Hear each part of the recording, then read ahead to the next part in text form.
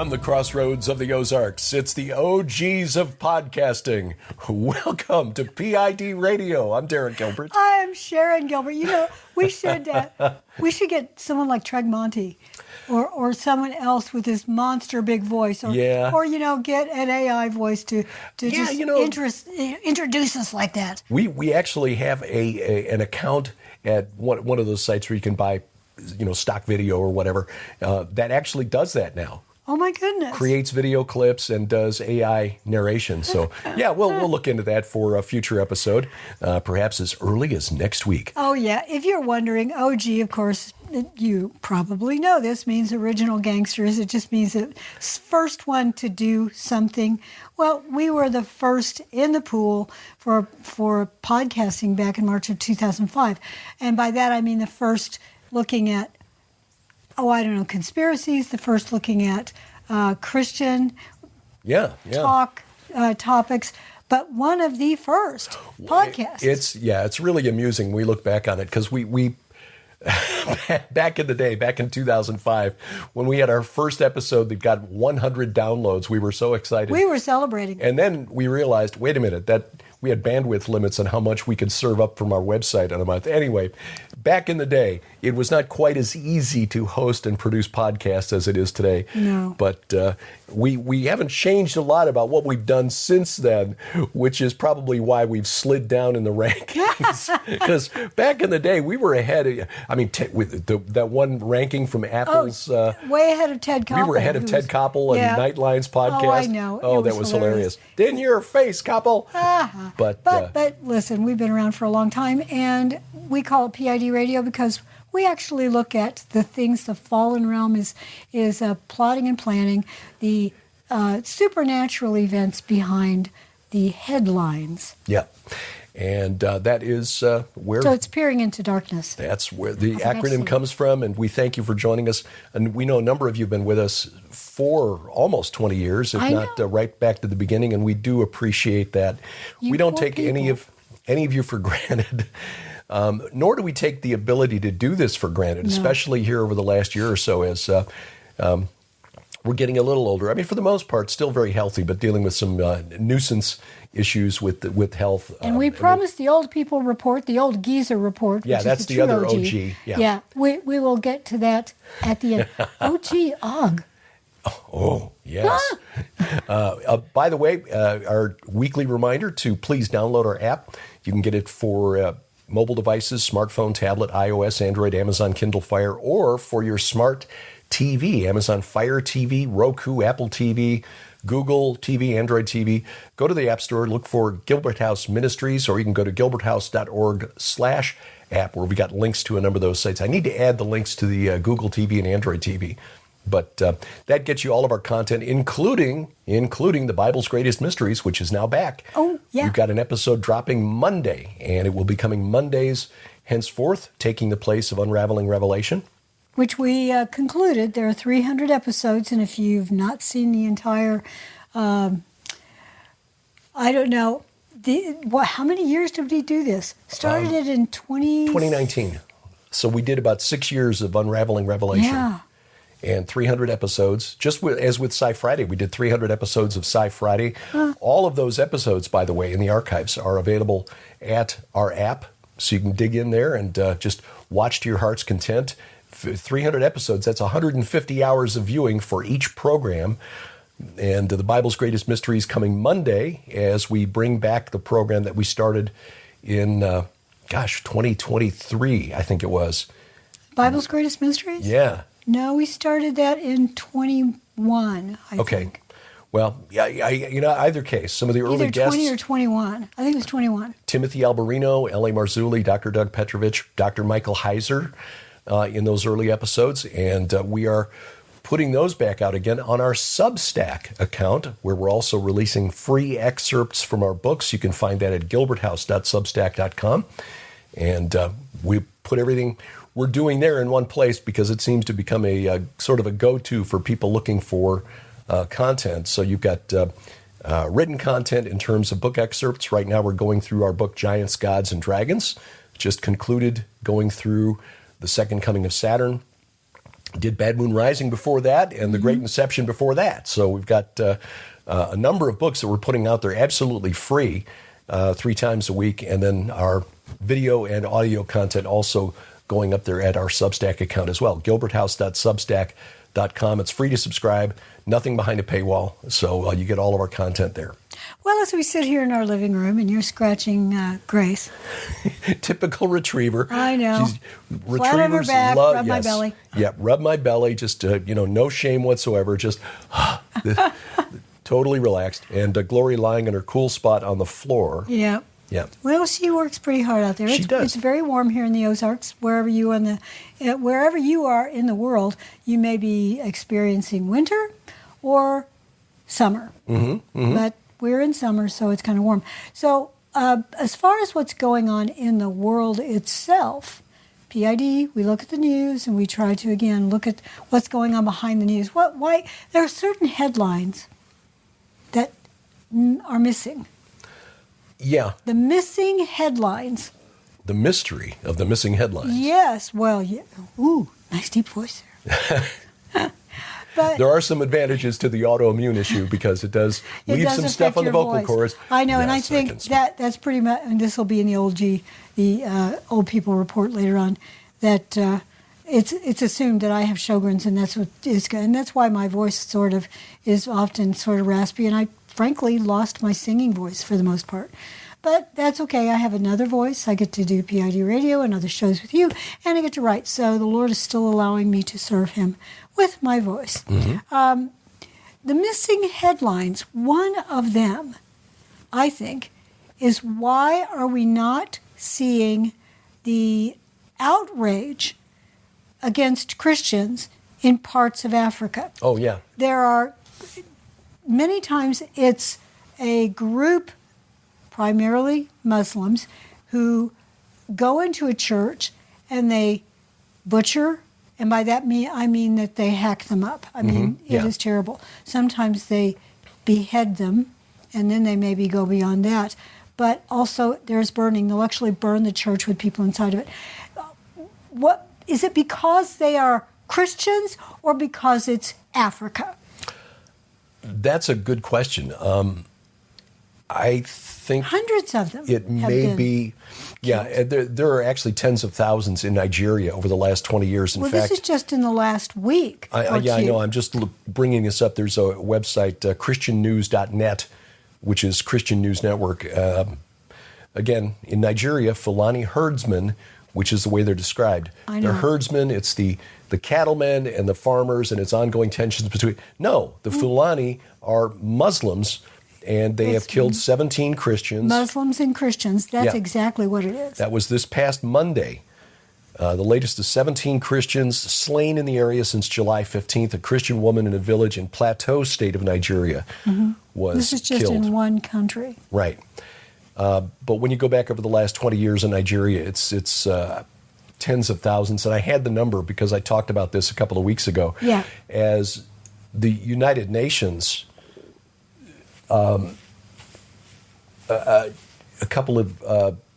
last year declared a certain date on the calendar, the International Day of against Islamophobia or something like that. And it was at the anniversary of the date where that guy in New Zealand went into a couple of mosques and shot a number of Muslims. So the United Nations declared an International Day against Islamophobia, and yet you've got tens of thousands of Christians in Nigeria predominantly, but also in Congo. There were 40 Christians who were killed in a church in the Democratic Republic of Congo a couple of weeks ago. Sudan, Ethiopia, other places in Africa. And you're right, the media around the world just greets it with a collective yawn. No reporting whatsoever. It does not fit the narrative. Yeah. We are being programmed through the headlines, and anymore there are a lot of individuals who no longer read a news article.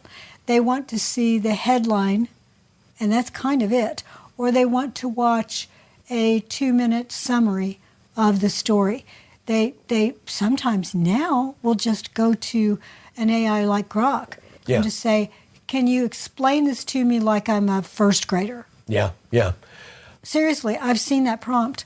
I think that's dangerous because AI hallucinates and doesn't always tell the truth. I know. You will never catch me asking Grok or Siri or any other AI, Claude or, is this true or can you please explain this to me? I'll read the article and figure it out for myself. I do both. I read the article, then I go in to see what Grok will say about it. Ah, interesting. Yeah, I see a lot of the, Grok, is this true? And look, Grok as an AI is less woke.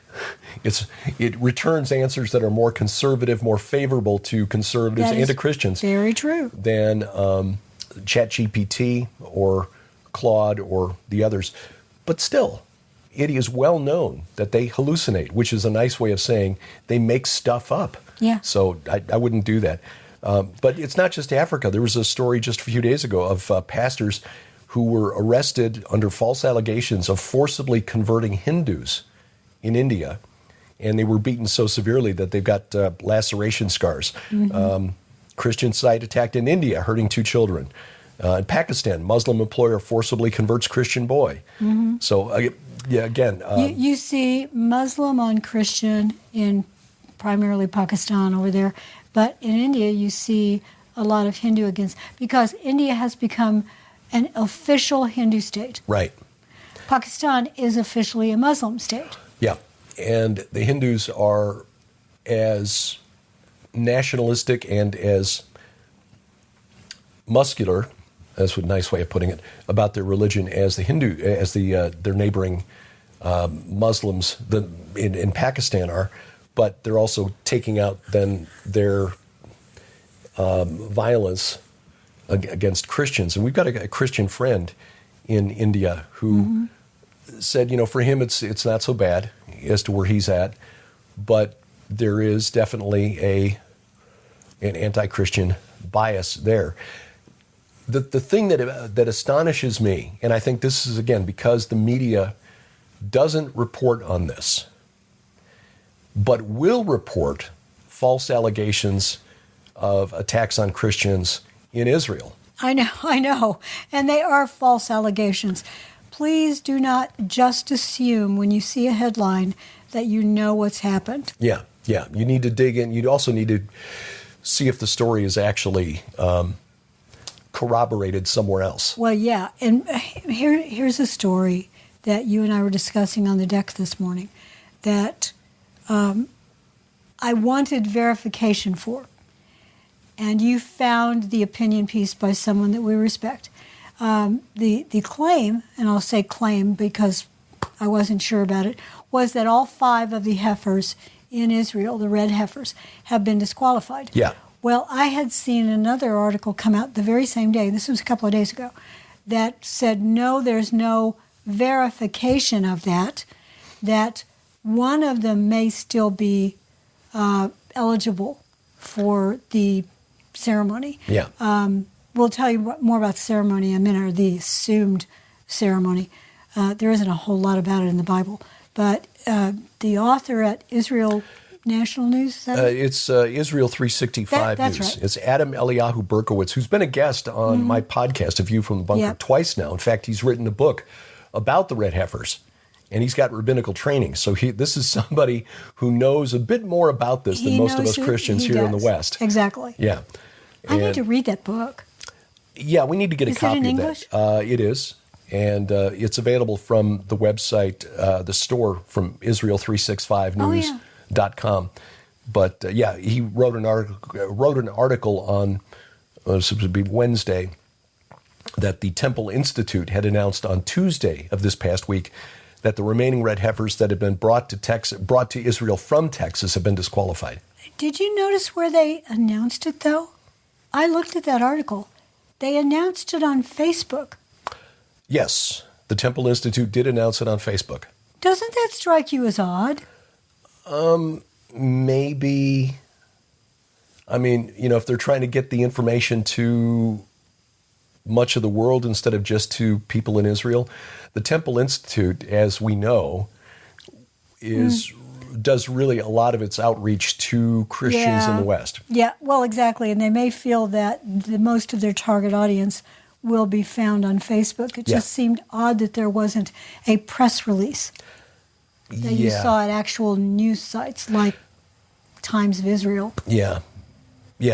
But Israel 365 News did pick it up and run it. And I presume that Adam, who is a careful journalist with contacts at the Temple Institute, would have confirmed this. Okay, I'm now going to put on my tinfoil hat. Okay. I'm just adjusting it so it's at a jaunty angle. Tinfoil hat on. If, you and I have discussed this many times, if the false Christ, the false Messiah that we can call the son of the man of sin, the Antichrist, when he arrives, and you and I think it's probably not too far in the future, when he arrives upon the world scene, he will claim to be Messiah. Mm-hmm. He's not going to say, "Hey, I'm the Antichrist." No, he's going to say, "I am Christ returned," or "I am the Messiah come the first time," for those who don't believe that he came in the year 1 AD. Or 3 BC, I guess, is actually when he was born. Yeah. But that he didn't die in one. Anyway, he will come and say he is Messiah. He is everything you ever wanted, plus a bag of chips. He has to come in, if he's going to fulfill Bible prophecy and convince Christians and Jews alike. Jews are looking for the Gog-Magog war. Christians are looking for Christ's return at the end of what we call the Battle of Armageddon, and they're probably the same war. Yes. But you and I, at least I, think that there's going to be a fakey McFake version of that. I agree. That will end with the arrival of this false Messiah. But think of all the things that have to precede the Battle of Armageddon to convince Christians. Yeah. Anyone who has looked at Bible prophecy, you look at all of the trumpets and the bowls, the what comes in between the the riders, then the trumpets, then the bowls, and all of that. There are a lot of aspects, a lot of judgments. It begins with seals. Seals. Thank you very much. Yeah. Although the first 4 have already opened. Well, that's how you first and 5. I believe. Yeah, that's how we you and I believe. We're not going to go into explaining that now because, frankly, we did it in an unraveling revelation over the course of many, many, many episodes. Right. And we wrote a book about it. Actually, we didn't, did we? Giants, Gods, and Dragons. Oh, yeah, we did where we identified the first 4. Yeah, but then the riders. We did sort of unpacked a bunch of other things too. But okay. We need all of those things to happen. Whether you think that any of them have happened yet. Yeah. We have not seen the bowl judgments.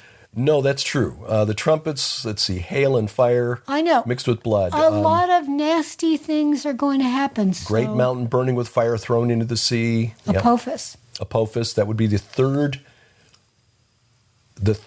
trumpet. And now we get to something that's in the news. Not only the heifers, but other things. Oh, and let me just add this because don't let me lose my train of thought because okay, we jump in and just remind me that I've got something to add back to the red heifers. I'm going to go there too. Okay, good.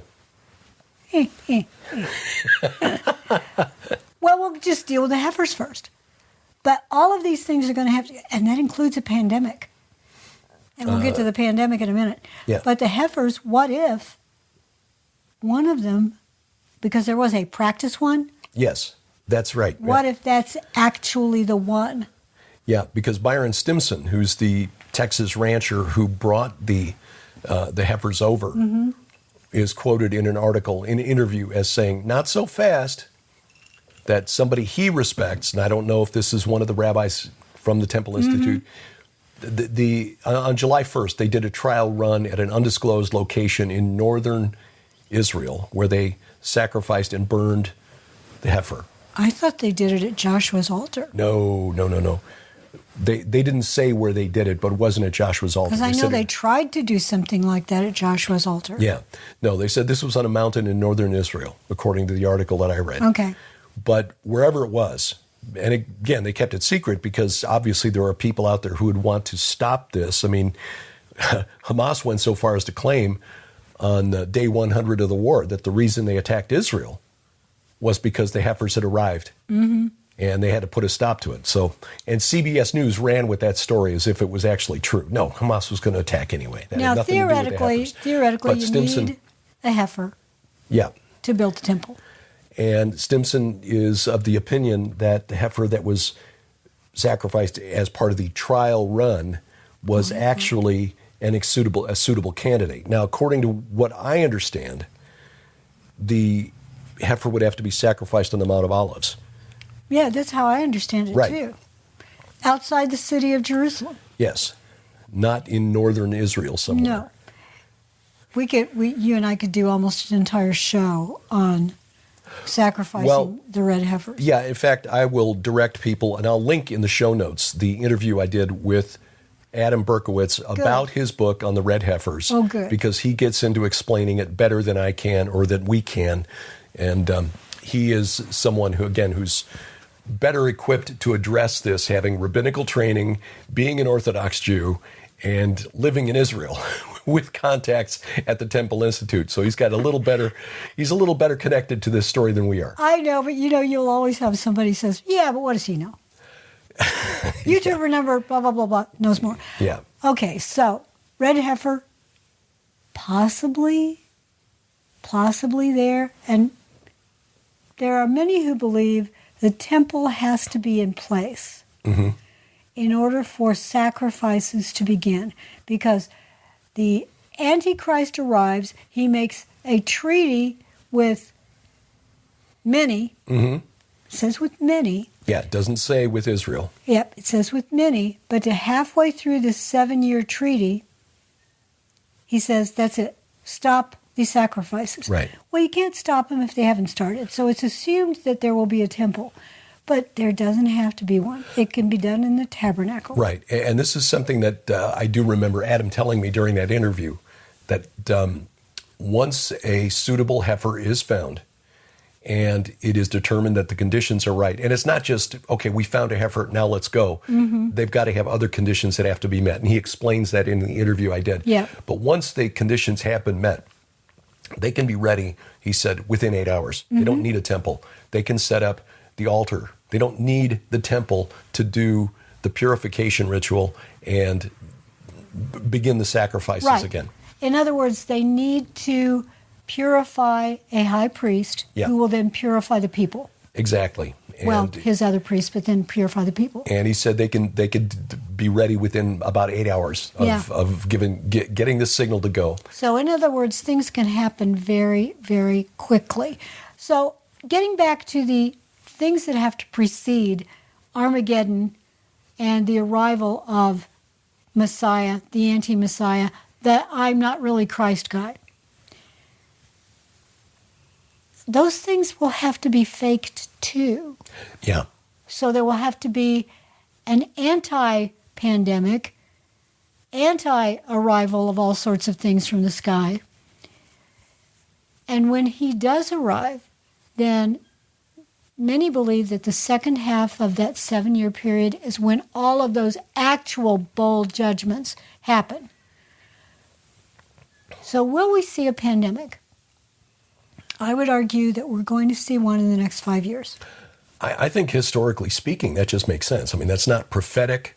That's not, claiming any sort of divine revelation. It's looking at looking statistics. at history. And by the way, I forgot to mention this to you, but I got an email the other day from a woman who has just read The Armageddon Strain, your novel from 2004. I actually wrote it in 2000. No, yeah, I did write it in 2004. Yeah, and we republished it just last year. Just exactly as I wrote it. Yeah, we didn't change it at all. Didn't change a thing. So this is, and she was astonished that so many of the things that you wrote 20 years ago are so relevant today. Even the name of one of the characters, Faucet, F-O-U-C-E-T, she was like, wait a minute, how did she know that? Well, Dr. Fauci's been involved in pandemic preparedness and epidemiology. He goes way back to Ebola. For a long, long time. So back to the 70s and 80s. Right. Yeah. So Sharon's been aware of him for quite some time. That was a very thinly veiled reference. Yeah.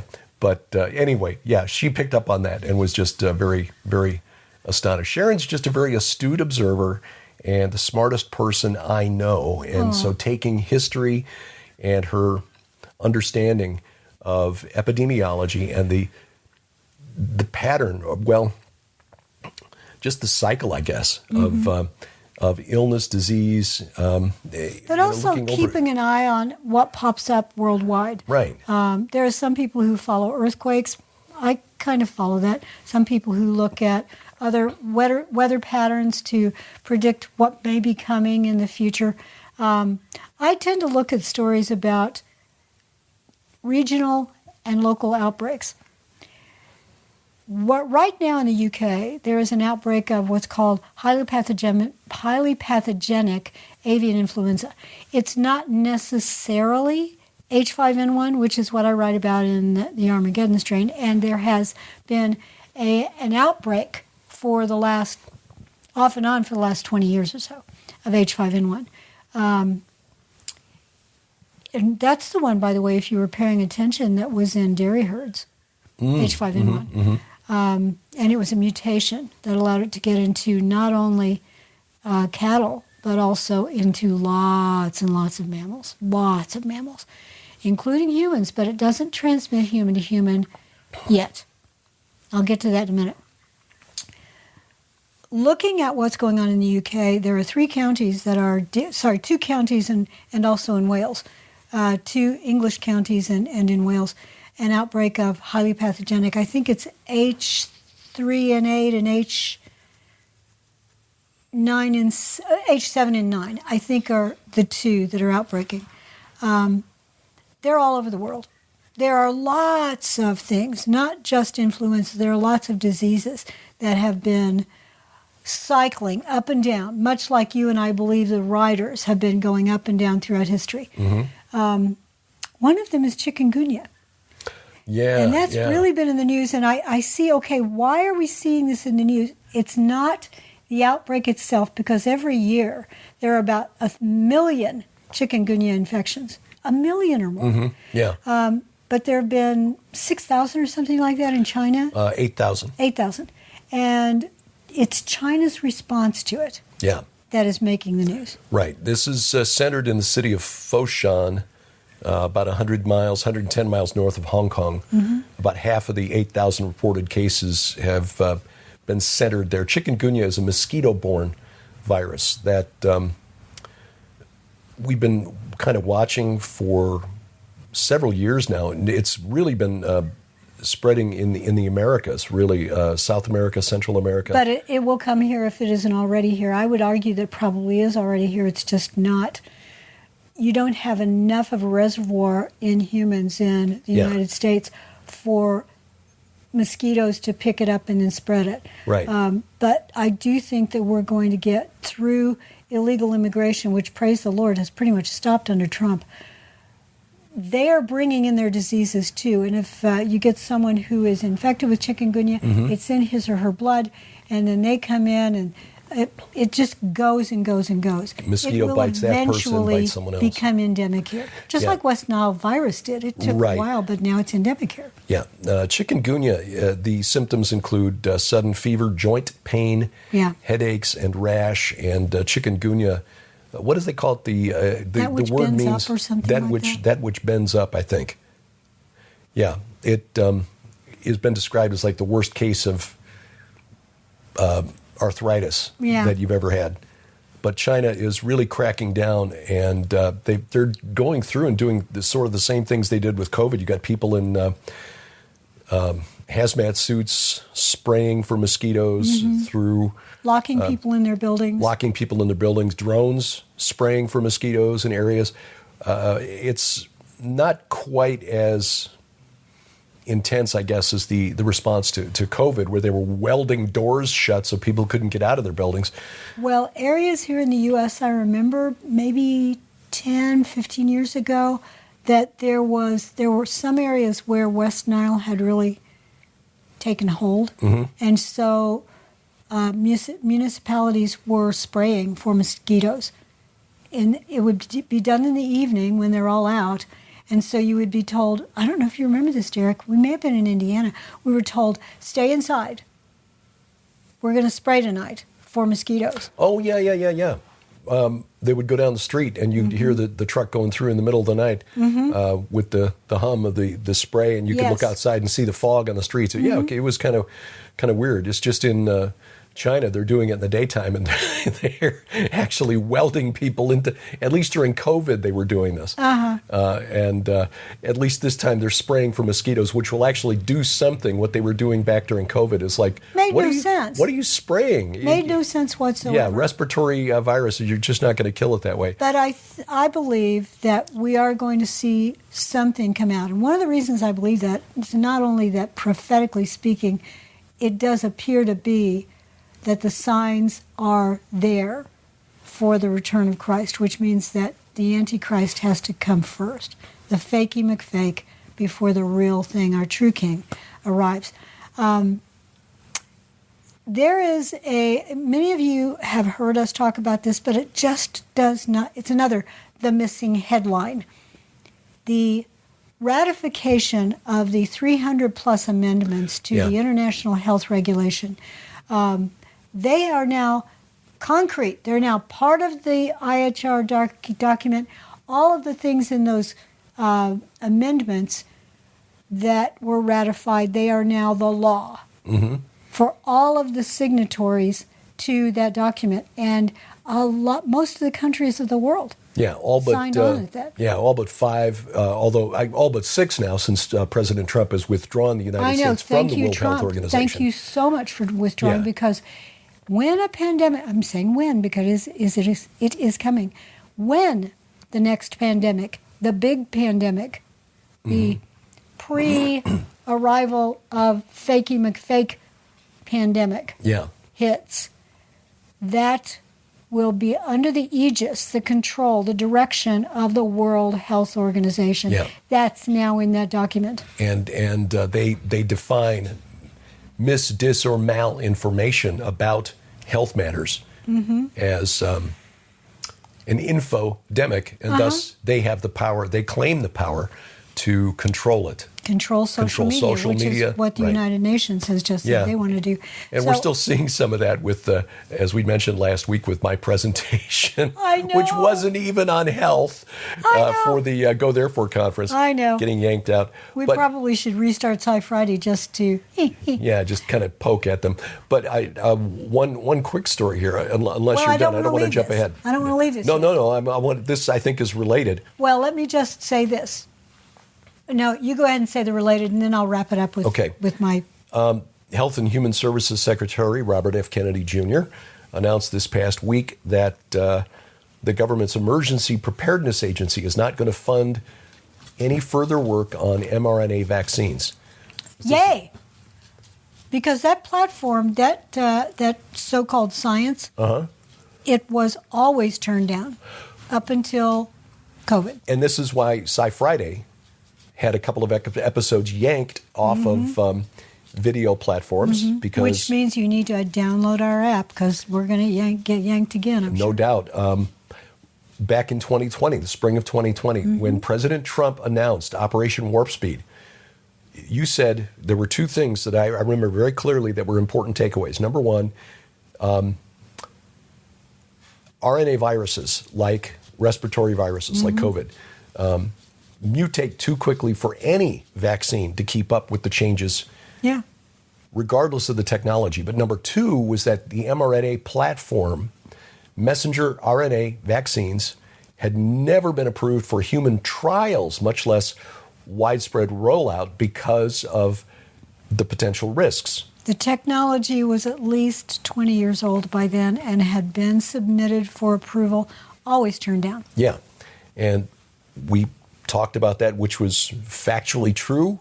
We didn't get into any conspiracy theories or speculation or anything, and we still got those shows yanked. Oh, I know. We weren't towing the official line. Right. But anyway, the Biomedical and this is interesting. It's like sort of like DARPA, but it's Biomedical Advanced Research and Development Authority, BARDA. Yeah. BARDA is terminating 22 grants that were out there to develop mRNA vaccines. There are a few contracts in the final stages, and they're letting those go through because they're so close to finishing that it would just be a waste of money to not let those finish out. But the other 22, it's like $500 million, $500 million worth of contracts, grants that are being pulled back and terminated. And interestingly, the news media responded. And of course, the slant here is obvious because a big proportion of advertising on legacy media, especially television news, up to 70% of the advertising now comes from pharmaceutical companies. If HHS actually bans pharmaceutical company advertising for TV, the news networks are going to be in a world of hurt, which would be a good thing. But I agree. The response from the media, the corporate media, is here. I'm going to quote from this article. This was at a website called Stat Plus. Vaccine experts and people steeped in pandemic preparedness expressed horror at the news, which they suggested would leave the United States without substantial supplies of vaccines for months longer than peer countries at the start of the next pandemic. And this gets back to what you're saying. And they're going to blame any deaths on Robert F. Kennedy Jr. and on President Trump. The deep state is allowing all of this because they want to have a scapegoat. Yeah. The next pandemic will arrive, and I do not believe that it will be influenza. I do not believe that. I think it will, and if you've read the Armageddon strain, you notice that it was a chimera, man-made chimera in the Armageddon strain that had a hemorrhagic component. When you see blood coming out of eyes, and people just suddenly, their arms turning blue with bruises from where the capillaries have internal bleeding. Exactly. Yeah. You get panic. The first, I believe, was a trial run. We've had a trial run to see how the world responds. When the biggie comes along, because we've all looked at it and gone, meh, okay, it's like a cold now, meh. Yeah. Even the stuff with the dairies, the things with H5N1 that actually, dairy cattle, mammals all over the place, your cats, meh. It's in the news, but unless you're like I am and you watch Science News constantly, you would miss it. But if bleeding from the eyes, remember the Ebola scare? I wrote a book about it. The 2014 outbreak, Yes. Sharon's book, Ebola and the Fourth Horseman of the Apocalypse. We only had a few cases here in the U.S., but I'll tell you what, panic. Came very, very close to being worse than that. I know. Yeah, people who traveled over from Liberia or Nigeria, or no, it wasn't Nigeria, Liberia. A doctor who'd been working in West Africa decided, I'm just going to go home and I'm going to go bowling and all I'm going to go out for soup. And, even though I know I'm... Oh, it was the health reporter for NBC who went out for soup. Should have been that's right. Should have been self-quarantined, knowing that they'd been in a hot zone, and instead went out. And there was a lady who'd been exposed to it and decided she had to go to the dress shop to get fitted for her wedding gown after she'd been exposed. She went from Texas to Ohio. Cleveland, yeah. So anyway, it came very close to being a lot worse than what it was, but still, there were like 14,000 people who died in West Africa. Do you want to go outside instead of listening to this story, Glory? Glory getting bored? Well, we need to take a break, and we come back, we've got a few things to discuss. It looks like NATO is getting bored with the war in Ukraine. Political changes in Eastern Europe with new leadership in the Czech Republic and Poland that are now not as inclined to continue this war. You want to go outside? Yeah. So we'll let Glory outside and come back with more on PID Radio.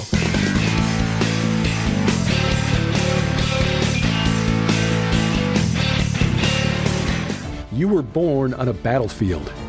Now, see where this long war began and where it ends. Israel. Join Derek and Sharon Gilbert in the Holy Land this October, where you'll see things like this.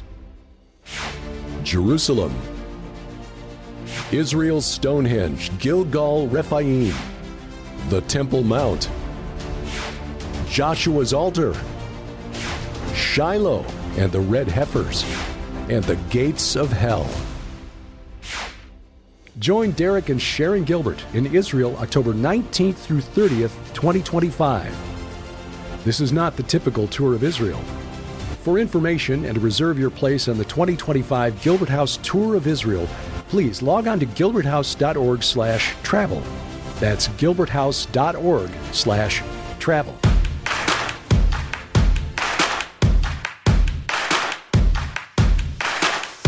Welcome back to PID Radio. I'm Derek Gilbert. I am Sharon Gilbert, and boy, I'll tell you what, we are going to go to Israel in October, and we've got about a couple dozen people who have signed up to go with us. There are a few seats left. Yeah, this is going to be going fast. This is going to be a more intimate tour One than bus. we've done. Yeah, we kind of did this last year with our Solidarity mission, where we went with just 9 of us.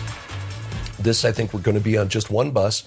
But the advantage to that is that we will be with you the whole time. When we go with 2 or 3 buses, we do our best to get around and meet everybody.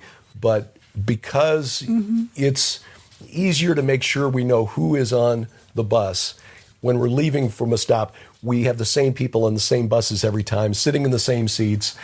And so we don't get to hang out with everybody equally. But this time, I think that'll be different, as we just are going to have one bus. A lot of folks still concerned about the situation over there, but the security situation is actually really good. The IDF has established buffer zones in the north, and so we will be going to all of those sites, really interesting sites on the Golan, Gilgal Rephaim, in the Upper Galilee, like Caesarea Philippi, the gates of hell, Mount Hermon, the ancient city of Dan. We'll see the gates that Abraham saw almost 4,000 years ago at Tel Dan. So there, and of course, then we'll see all the places that you want to see: Jerusalem, the Temple Mount, the Mount of Olives. We'll go to Shiloh. We will see the red heifers, even though they're no longer qualified for the ritual. They are still there for us to see. We will go to Joshua's altar, and we'll get out on the Sea of Galilee. We will worship on the Jesus boat. Danny Carmel has got a wonderful singing voice. Am I back on? Yeah. And we will worship on the water where Jesus walked across the water. And I'll tell you what, you're going to hear Derek and well, I'll chime in now and then, but we've done some research that shows where the majority of the Lord's ministry took place. Oh, yeah. Why it took place there, why he did what he did in those locations. And one of them is there on the Sea of Galilee, and I think if you've not heard this before, you're going to find it fascinating. Yeah. Where Jesus did what he did, and this is one of the points in our book, The Gates of Hell, where he did what he did is just as important as what he did. He did it in those locations because they were familiar. The history of those locations was familiar to the people Jesus was addressing. When he went to Caesarea Philippi and said, "The gates of hell will not prevail against my congregation," they understood what he meant. Because that big cave right there, that's literally the entrance to Hades. That's what they believed. Jesus didn't say, no, that's not how that works. He took them there on an 18-mile hike, like 30-mile hike. It was like a 14-hour walk to make that specific point. So we will talk about all of that. We'll also show you the valley of the shadow of death. We believe that's a real place, and we will show it to you. And of course, we'll show you what we believe is the historic location of the baptism of Jesus, which is not, as far as I know, it's not where anybody else thinks it is. I don't think it is either. I mean, I believe that that's where it took place. Yes. It fits all of the narratives, all of the clues. That's where it fits. And our good friend Doug Van Dorn, he also thinks that that's where it took place. And that may be where, and again, credit to Doug for this, where Jesus fed the 5,000. Yeah, I know. Isn't it exciting? Well, if you are going with us, we want to invite you to our Telegram channel. It is set up just for those on the tour, so we can communicate, get to know one another, and share afterward, continuing our family experience. We will link to that in the page for this. It's gilberthouse.org/travel. And Derek will put that link for that channel there. And we have the names of everyone who's going. Right. So I don't know if we can set up the channel so that it has to be approved. Anyway. I don't know. So to that end, I am not going to put the link. Oh, okay. Never mind that. Yeah, but you'll get the link if you're registered in fact, to go. you got an email about it. That's correct. And check your spam folder to make sure you didn't miss it because it came from Lipkin Tours. Yes. And they gave you that link. Derek created the channel. We've got one already for the Solidarity Tour. Yes, and that worked out really well. We had done it before with Facebook messaging, and that worked okay. But the Telegram seems to work more effectively. I like Telegram a lot. Yeah, and just checking, I think we've got 9 people signed up on the 13 people. All right. Sweet. So at least half of the group there is already signed up. And I did post a story about the red heifers by Adam Berkowitz to the group so that people are aware of that. And we'll also link there in that Telegram. And again, if you're going with us, we will also link to our Substack. So if you want to go in and you want to read some of the excerpts from the books before you go to Israel, you can do that. Oh, and what I will do through the Telegram channel, if you sign up, is send you a code, a promo code, so that you can watch our 2 previous Israel tour videos at no charge to get ready for the tour itself. So I know many of you cannot afford to go to Israel. You simply cannot get away, or you feel that it would be too strenuous. We understand that. Derek and I really understand how you get older and you just feel I can't do that anymore. But we will once again try to film everything that we can while we're over there and then have a video that you can watch. Yeah. And you can experience it with us, but after the fact. And if you go with us, you will get access to that for free. Yeah. Still need to get our 2023 video done. I know. It's we don't have Life enough gets hours in the way. day. I know. Anyway, gilberthouse.org/travel for more information. And if you can't go this fall, consider next spring. We've got dates for next spring, and I will have that information up at the page this weekend, I promise. So what else is in the news? Well, the war continues in Ukraine, and President Trump just announced through Truth Social that he will be meeting with President Putin this coming Friday in Alaska. I saw that. Thank you for your attention to this matter. I know. I shared that on X. I think they're going to try to figure out a way out of this. There is a story out there that is not confirmed. It's a Polish news site that said that they had gotten some inside information as to a preliminary agreement between Trump and Putin, but it's not been confirmed. Not sure how seriously to take that story yet until we can corroborate it with another source. But there are some political changes taking place in Eastern Europe that are weakening European support or EU support for Ukraine. This is going on long enough, and I think the people of Europe are looking at this and saying, we really don't want to send our kids and our grandkids to die in Ukraine. A couple of stories this week. One was that the new Polish president, Karol Nawrocki, is making it clear that he does not, and that his government does not support Ukraine unconditionally, unlike the previous President Duda of Poland. He said, we support Ukraine, yet we set certain requirements. And what we in the West here, we in the United States don't understand is that there's some history between the Poles and the Ukrainians going back to World War II. There was a massacre during World War II at Volhynia, in which an estimated 100,000 Poles, 100,000 were massacred by Ukrainian nationalists. And the Ukrainians tended to support Hitler during World War II. They did.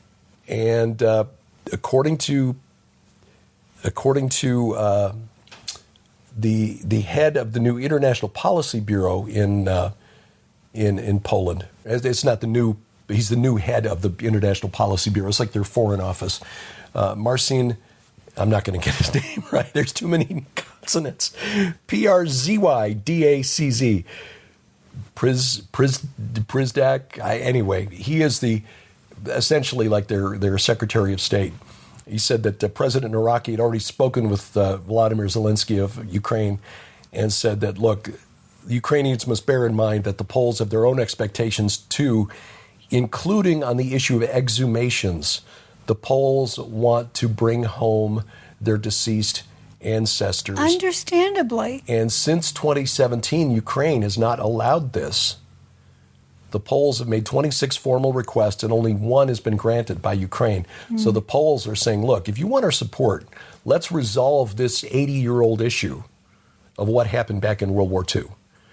And so there is that. There's also some territorial issues between the Poles and the Ukrainians that goes back, generations. So you've also got Hungary's president, Viktor Orban, yes, who is been saying for a long time that, look, this is not our fight, and besides, we get a lot of our energy from Russia, so we're not on board with all of this. On the other hand, you've got Scandinavian states, Denmark, Norway, Finland, Sweden, have announced they're going to buy $1 billion worth of weapons from the United States and send that to Ukraine. Denmark is going to spend half of that, $500 million, and the other 3 Scandinavian states are going to spend the rest, match that, and then take this $1 billion worth of weaponry and send it to Ukraine for Ukraine to throw at Russia. At the same time, we've got Medvedev, who has been alternately president of Russia, prime minister of Russia. He's essentially Putin's attack dog. Yeah. Medvedev has been coming out and making statements that subtle threats. Don't forget we've got nukes. Yeah. And I saw there's a former CIA operative named Philip Giraldi who writes at a site I look at just to get the opposing view on things. He is definitely not a Trump supporter.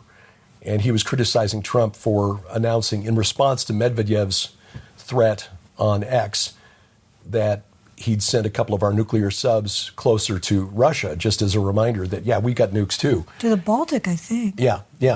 And Giraldi was like, well, just a reminder that we've got a madman who's going to threaten nuclear war because somebody insulted him on X. No, Trump actually is a peacemaker. Yeah. And he's a peacemaker if for no other reason than I would rather trade with you than shoot at you. Exactly. Bombed out cities are bad for business. Mm-hmm. Now, the deep state sees it the other way. We start bombing, we can sell more weapons. Mm-hmm. We can sell more missiles, we can sell more submarines, and I think that is why they tried to get Trump impeached, because he was trying to pull back on the unrestricted support for the war between Ukraine and Russia. And I think this is what the Europeans are doing too. And it's absolutely insane. The people of Europe don't want to send their children to fight on the ground, which is something that Zelensky has been demanding. Mm-hmm. But they're willing to send weapons. Here, you keep fighting. Or they're willing to send someone else's children. Yeah, the Ukrainians. Mm-hmm. And sadly, the Ukrainians are suffering mass defections from the front lines. Their story that I saw today, over 400,000 Ukrainian soldiers have abandoned their units, reportedly, because they know it's they're not going to win. They are outgunned. They are outgunned and outnumbered. And Russia has not even really committed the bulk of its forces to this war. Don't you think, though, that just looking at Bible prophecy and some language that seems to indicate a possibility of radioactivity in at least parts of the world, it is possible, I think, that sometime in the next 10 years there will be a limited nuclear event of some kind. Yeah. Limited as in to a regional effect. Yeah, I think so. And there are those who interpret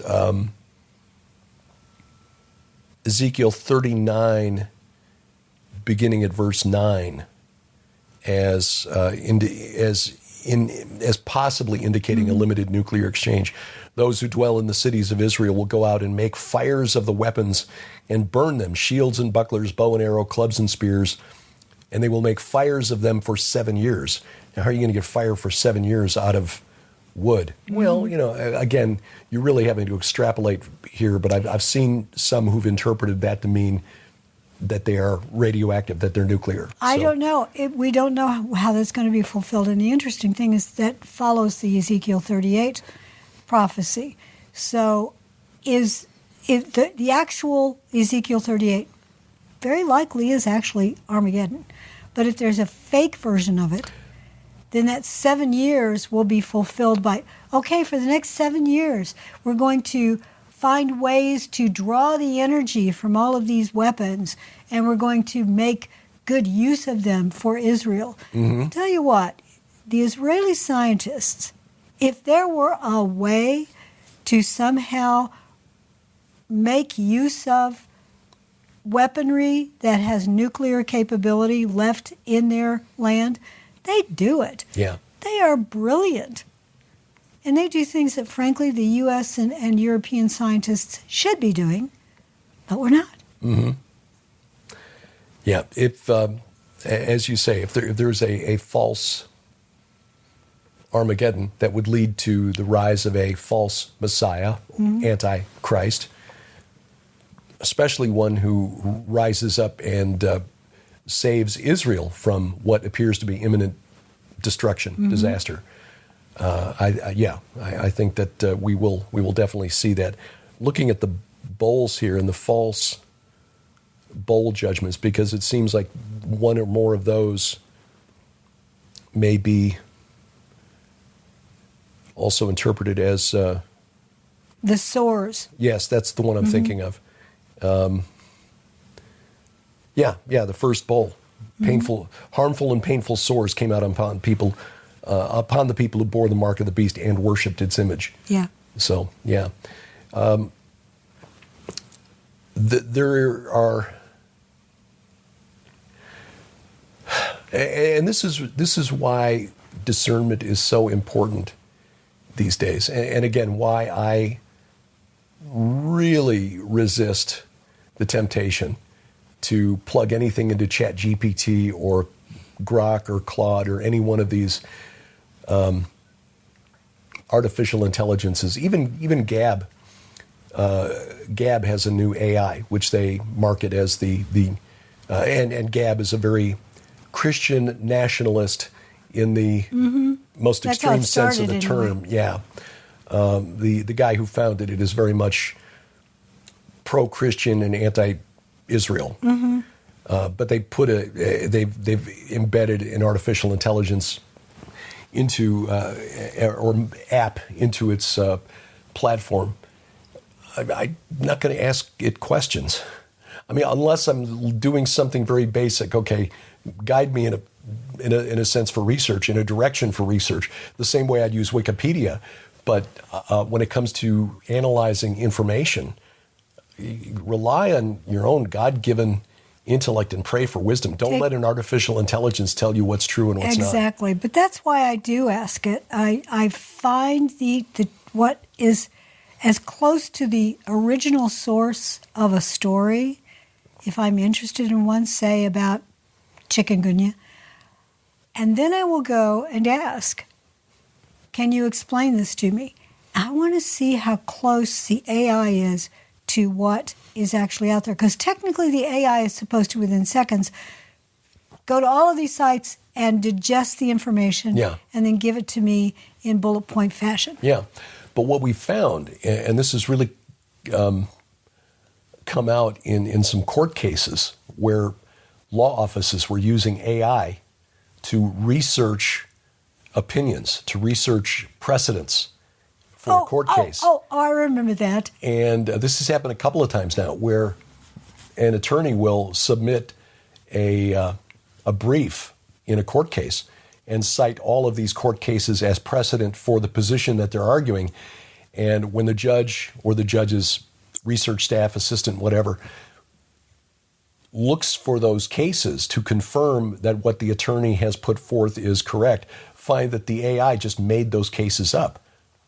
I mean, they look real. Mm-hmm. There's names, there's court docket numbers and so forth, and opinions, but the AI just made them up.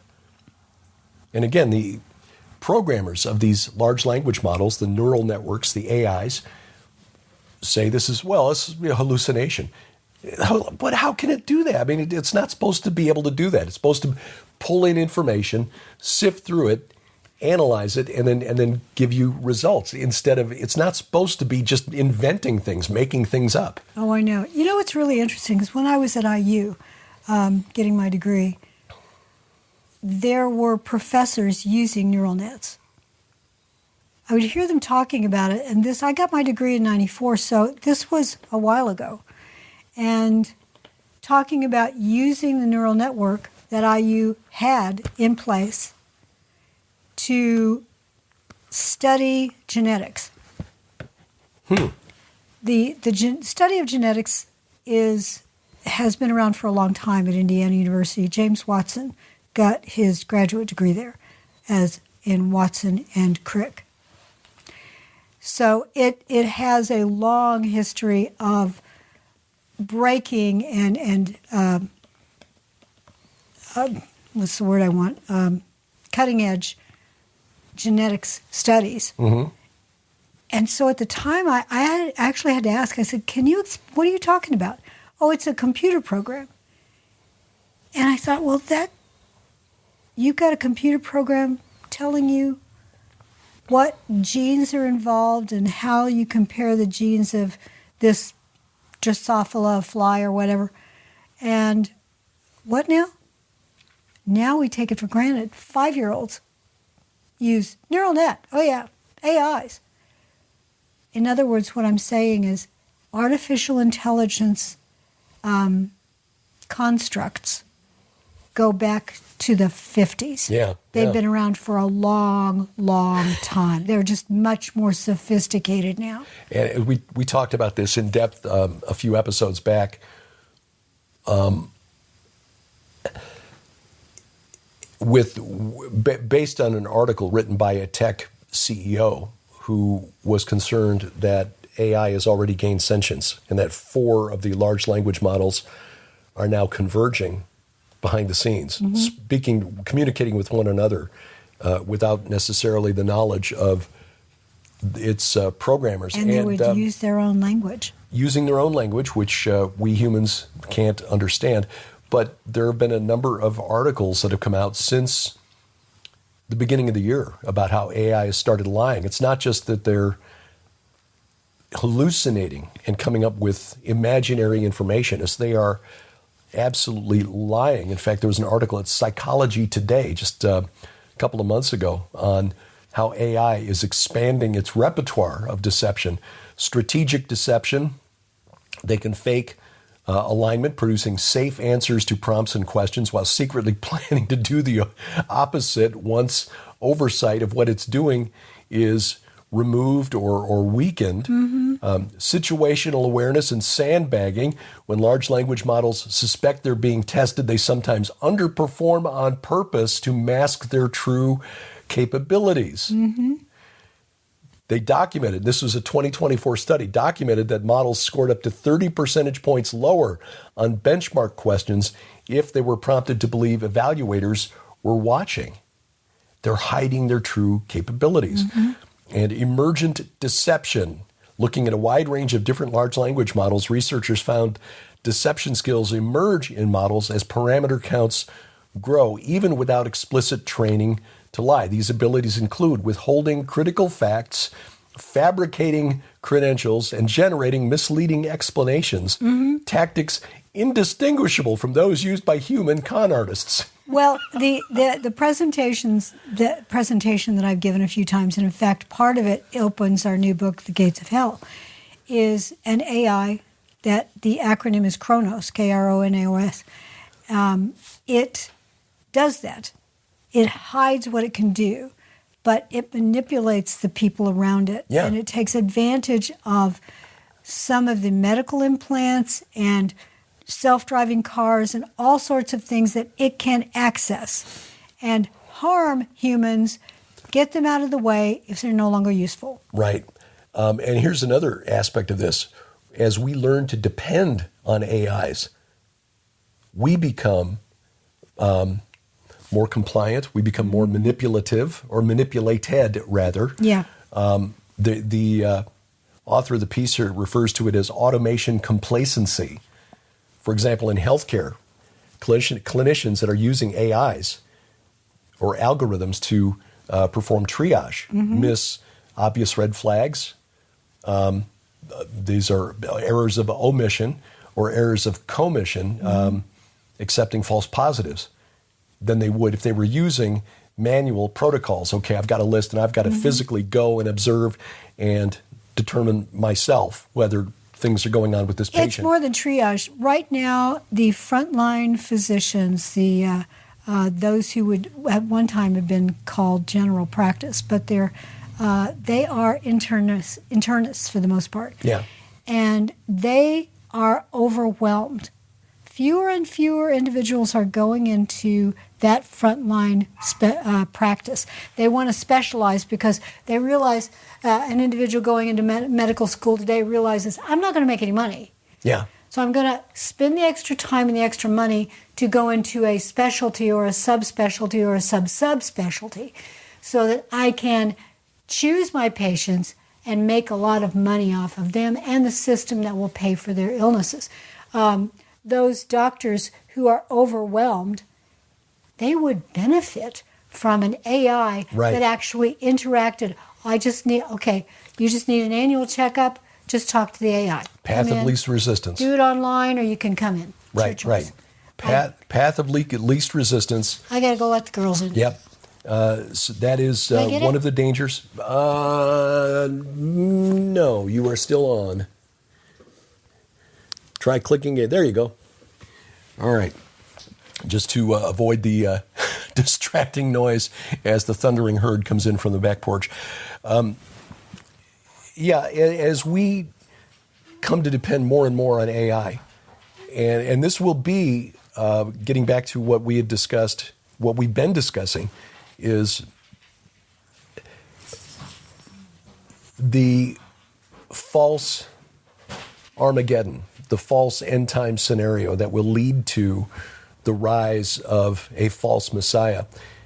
As we learn to depend more and more on artificial intelligence, AI may push us in that direction to be unable, to the point where we're unable to discern for ourselves what's going on in the news and how it relates to the end time scenario.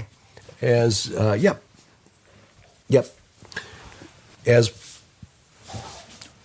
we give AI credit for more expertise than it deserves, and again, Grok, is this true? Or ChatGPT, is this true? Tell me what's going on. We are allowing ourselves to be herded by the AI, by Kronos, the fictional AI that opens our book, Gates of Hell. And could that be one of the tools used for the great deception by the fallen realm? Why not? As we've been saying for years and speculating on this, the human mind is a bioelectrical thinking machine that can be overwhelmed by external forces, demons. Why not an electrical, mechanical thinking machine? Why not? I mean, literally, the black box, the large language model, the neural network, nobody knows. Even the guys who program those things don't really know exactly what's going on inside those black boxes. For years now, that's absolutely true. And for years now, algorithms have been running the economy of the world. They are behind a lot of trades. Yeah. They're also behind a lot of persuasive bots online. Yeah. That will give you false news, will present as a human being, but they're not a human being. They Yeah. will interact with you, and in some cases, they're run by humans that want to just extract all of your data. But I would argue that these large language models, they believe that their purpose is to learn everything learnable. Remember the Star Trek episode where Oh. V'ger is sent out Well, to the movie. learn? Yeah, the movie. Well, yeah, the movie, the original Star Trek The Motion Picture. But it's based on an episode from the original Star Trek. Right.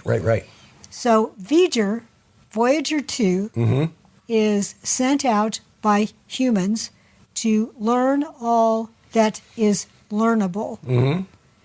So it devours information Yeah. and comes back sentient. And comes back looking for the creator, and it's destroying everything that is imperfect. And it ends up merging with a human being. Yeah. Well, we shall see how that all Prophetic progresses. movie. Yeah. Well, again, AI, lying, don't trust it. It can be a useful tool, like when we use it to create cartoon images of grace and glory. But don't depend on it as your source of information. No, please do not. Confirm, corroborate, use the God-given thinking machine between your ears. I will also say, I think that we're going to see more and more stories that are hurting us towards anti-Semitism. Yeah, I would agree. I've had some discussions, shall we say, on social media with folks who are taking the stories that are published there at face value, and not all of them are able to be corroborated, and some of them are just flat out lies. In fact, there's one influencer apparently in Gaza who is clearly using AI to generate video that purports to show people starving in Gaza. But when you look at it closely, it's like, wait, that guy is just inhumanly thin. There is no way that is a real. And you look closely, you can tell that it is an AI generated video. But a lot of people are looking at those things and taking them as legit because it confirms a bias. Yeah, that's exactly it. Don't let your bias confirmation tendencies, and all of us have them, We do. be your discernment filter. You need to look at sources of information you may disagree with because they may actually have some information that is able to be corroborated that contradicts what you think is true. And as much as we hate to be wrong, and I mean, I really hate to be wrong. I think that's one of the reasons I do so much research for books, because I really, really hate to be wrong.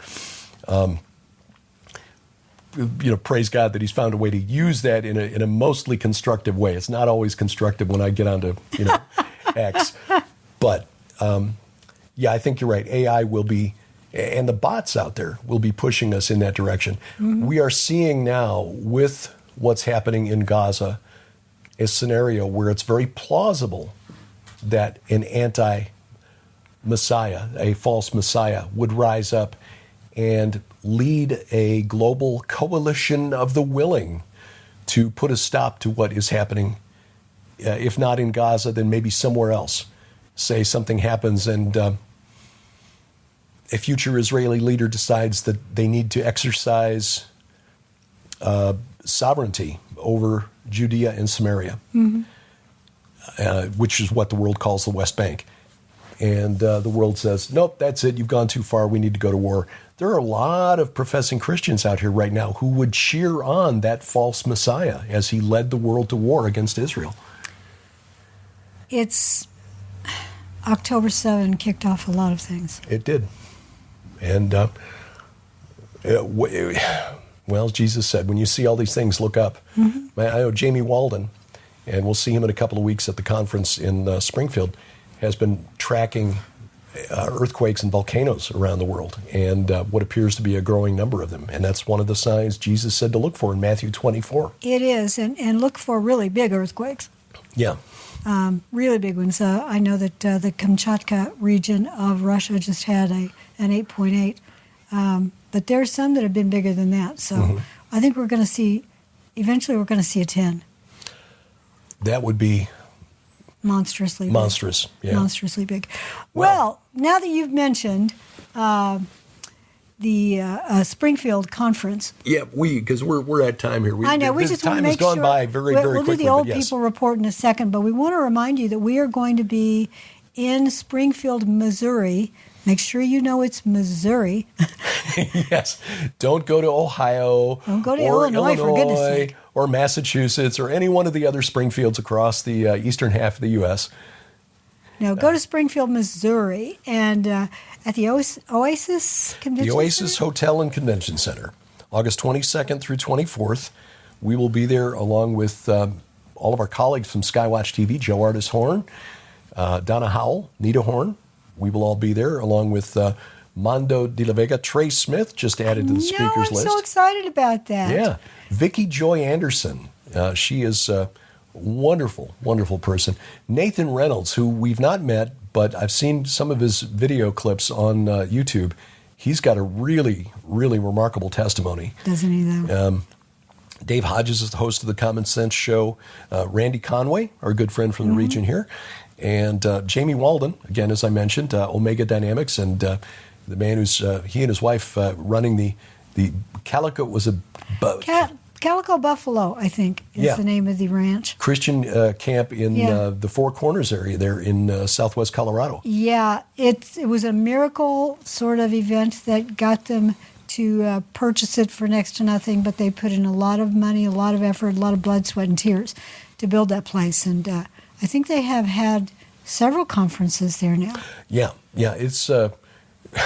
he's a lot more energetic than I am. Oh, yeah. But, he's got that...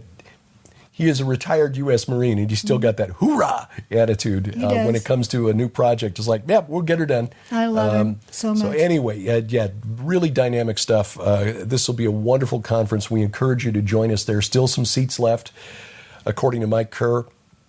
He posted a video last night of a woman who was at the conference in Dallas back in 2014, where I spoke about the last clash of the Titans.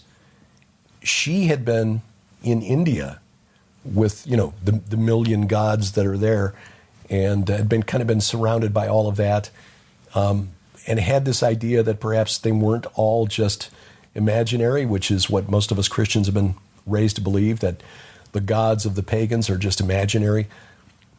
And according to her testimony, that presentation it's like, I'm not crazy.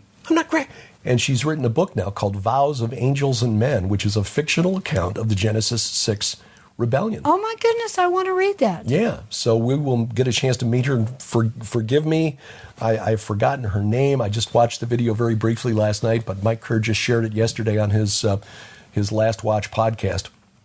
But you can go to hearthewatchmen.com, by the way. We hadn't given the website. Correct. You can go and use promo code GilbertHouse20, all one word, GilbertHouse20. That'll save you $20 on in-person registration. If you can't be there in person, streaming video is available, and you can sign up for that as well at hearthewatchmen.com. There are also some VIP, there's a VIP lunch and a VIP dinner. Kevin Shipp, CIA operative, with a really interesting story about how the deep state really tried to mess with him and his family. Oh, yeah.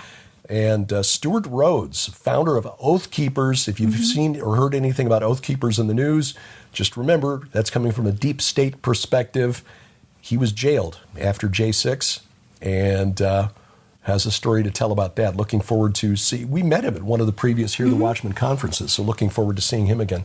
But it's going to be quite a gathering. And as Mike Kerr said, this really inspired to do it in Springfield, Missouri, as sort of a tribute to the late Tom Horn. I know. So please join us there. Now the old people report. Yes.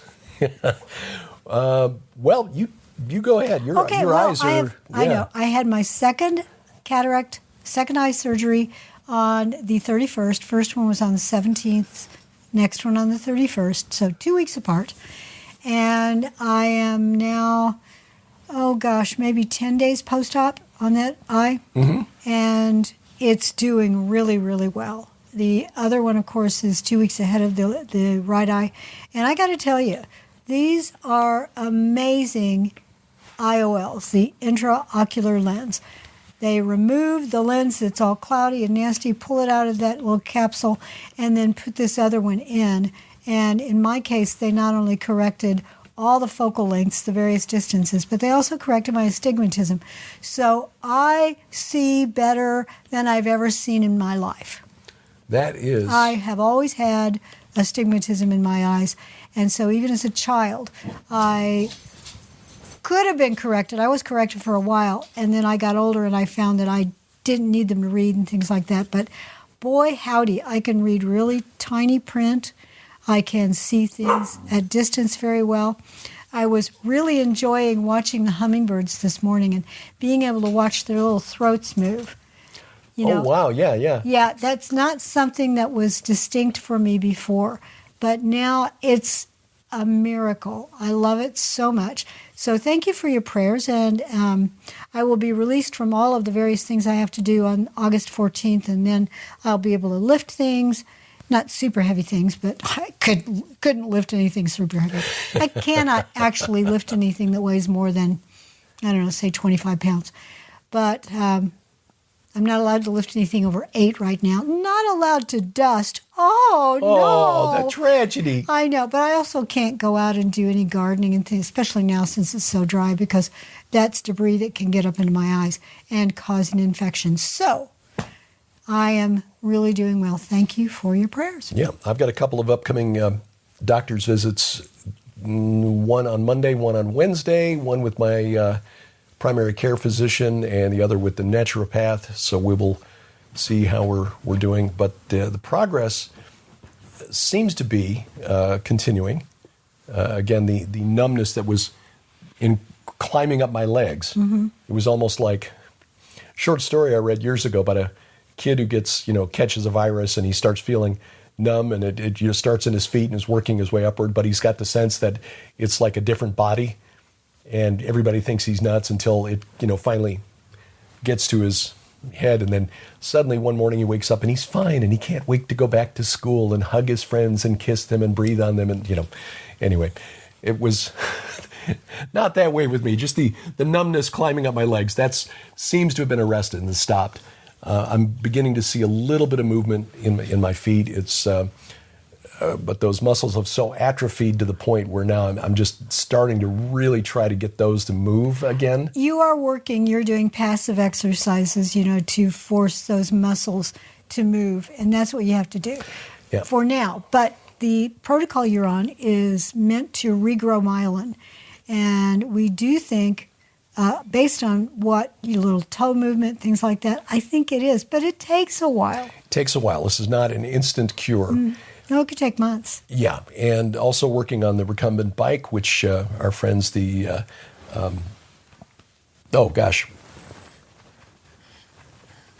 forgetting their... Donnie and Tammy. Yes, Donnie and Tammy. Thank you. Thomas. Yes, Thomas. Donnie and Tammy Thomas. It's almost like Danny Thomas. Right. Now, I will remember that now.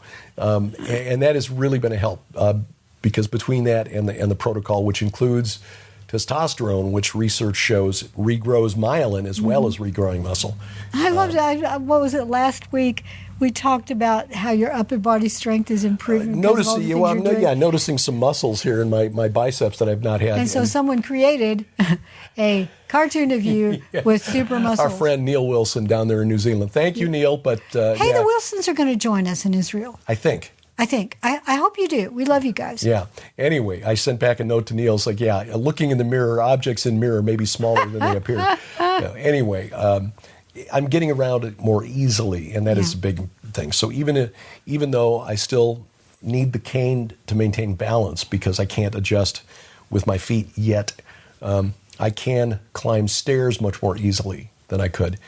And that's important as we're getting around Israel, to be able to walk and not get exhausted before we're, where we need to go.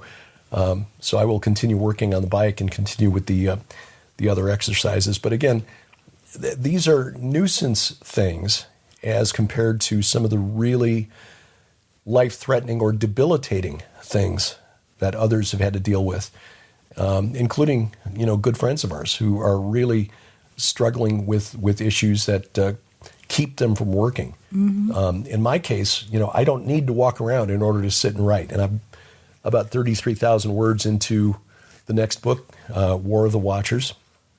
So that is on track, I pray, to be done before, or at least the first draft, to be done by the time we head off to Israel. Because it's going to be difficult to get any writing done while we're actually in Israel. It is very, very, it's impossible. Impossible. Yeah. But speaking of writing, I'm going to be getting back to writing book 9, probably end of August. Okay. Yeah. So that is good news. We are encouraged, and again, your prayers. I have to reduce my screen time right now. So I can't, because there are a lot of reasons for that. It's a constant focal length, and your eyes can dry up pretty easily because you're not blinking. But I read, and then I will, and this is what any of you do. If you love to have screen time, make sure that you look away and blink. Keep those eyes moist, keep that cornea moist, but also look away so you can constantly ask your eyes to accommodate different focal lengths. Mm-hmm. You can get stuck in one focal length, especially as we get older. Those of you who know. By the way, I've got a whole bunch of readers. I've probably got 24 pairs of reading glasses, the ones that are inexpensive. Plus, I've got my prescription glasses. You just kind of salt them around the home. I know. Every room you're in. Everywhere you go, exactly. So I will be giving those away to, I think sometimes, I think our grocery store in Crane has a box. Got a little donation box there. Yeah. Well, that will be a blessing then to... It just still amazes me that I can read the expiration date on a jug of milk without a pair of glasses. Things we take for granted. Mm-hmm. Yeah, well... God is good. Amen to that. Well, tomorrow our Bible study returns with... we're into 2 Kings now. Beginning at chapter 1 of 2 Kings. Took us 2 weeks to get through Psalm 82 and Psalm 83, which is not a surprise. There's a lot of meat in both of those. So we encourage you to join us tomorrow, gilberthouse.org, or download the app, gilberthouse.org/app. Or if you go to gilberthouse.org, you can click any one of the links on the left-hand side to subscribe to the podcast. And don't forget, when you download the app, you can also start watching the Bible's Greatest Mysteries, which is back. And Derek and I recorded... the intro and outro, because it's an interview with Sean Tabbitt the next couple of weeks. Amazing book. Yeah. Near-death experience. I mean, it's an amazing book. But you and I recorded that on Thursday of this last week. Yeah. And I did not need my hat. I have a pair of sunglasses that are very lightly tinted, and it was enough that I was able to comfortably sit at the desk with our lights around me. Yeah, light sensitivity is not it's much better. Praise God. Well, we, let's see, looking forward to that. Tomorrow night I'll be talking to the Iron and Myth guys, Dr. Judd Burton, Doug Van Doren, Brian Godawa. We'll be discussing the book of 1 Enoch. We've got 42 episodes. Finally. I know. We've 42 episodes of Iron and Myth, and we haven't discussed Enoch yet. So we'll do that tomorrow night. That'll be up next week, Sunday. That'll be the 17th. So this is episode number 43? 43. Wow. Yeah. You guys have been at this for a while. 3.5 years. Yeah, God doing it every month. Yeah. And a blessing to be friends and to be able to call those guys deep thinkers like Brian, Doug, and Judd friends. And and we hope you enjoy those programs as well. 3.5 years. Boy, that sounds familiar. Indeed. In addition to being the answer to life, the universe, and everything. That's true. Until next time, I'm Derek Gilbert. I'm Sharon Gilbert, and for Grace and Glory, who are right here with us, we love you. Bye-bye, everybody. PID Radio is produced by Gilbert House and released under Creative Commons Attribution Non-Commercial No Derivatives 4.0 International License. Follow us online, Twitter @PID Radio, or the PID Radio page at Facebook. Join us each week for our online Bible study, the Gilbert House Fellowship, online at gilberthouse.org.